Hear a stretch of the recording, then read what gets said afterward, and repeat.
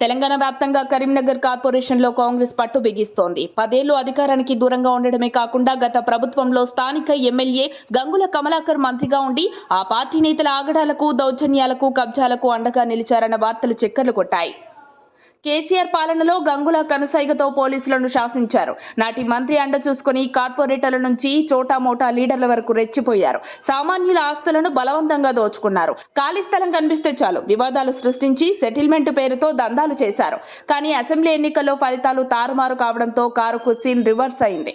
ఇన్నాళ్ళు మంత్రి ఎంత చెబితే అంత అనే పోలీసు అధికారులు ఇక్కడ పనిచేశారు. అసెంబ్లీ ఎన్నికల సమయంలో బీఆర్ఎస్ కు అనుకూలంగా పనిచేస్తున్నాడని సిపి సుబ్బారాయుడుపై ఈసీ వేటు వేసింది. దీంతో నూతన సిపిగా అభిషేక్ మహంతి బాధ్యతలు చేపట్టారు. ఆయన రాకతో కరీంనగర్లో సీన్ కాస్త సితార్గా మారిపోయింది. గంగుల మంత్రిగా ఉన్న సమయంలో కబ్జాలు, దౌర్జన్యాలు, ఆక్రమణలకు పాల్పడిన బీఆర్ఎస్ నేతల భరతం పడుతున్నారు. రాష్ట్రంలో ప్రభుత్వం మారడంతో బీఆర్ఎస్ బాధితులు హైదరాబాద్లో ప్రజాభవన్ కు వెళ్లి ఫిర్యాదు చేస్తున్నారు. రాష్ట్ర స్థాయి అధికారులు ఫిర్యాదులను కరీంనగర్ సిపికి పంపిస్తున్నారు. దీంతో రంగంలోకి దిగిన అభిషేక్ మహంతి బీఆర్ఎస్ నేతల వేట సాగిస్తున్నారు. కబ్జా నేతల కోసం ప్రత్యేక దర్యాప్తు చేపట్టి ఆధారాలు సేకరిస్తున్నారు. అక్రమాలను ధృవీకరించుకున్నాక కేసులు నమోదు చేసి అరెస్ట్ చేస్తున్నారు. ఇప్పటికే 2 కార్పొరేటర్లను, పలువురు నేతలను అరెస్ట్ చేసి జైలుకు పంపించారు. ఇదే తరహాలో గంగులపై ఫిర్యాదులు వస్తే తాను కూడా కటకటాల్లోకి వెళ్లడం ఖాయమన్నట్లు ప్రచారం జరుగుతోంది. మరిన్ని అప్డేట్స్ కోసం మా కాయ్ టీవీని సబ్స్క్రైబ్ చేసుకోండి.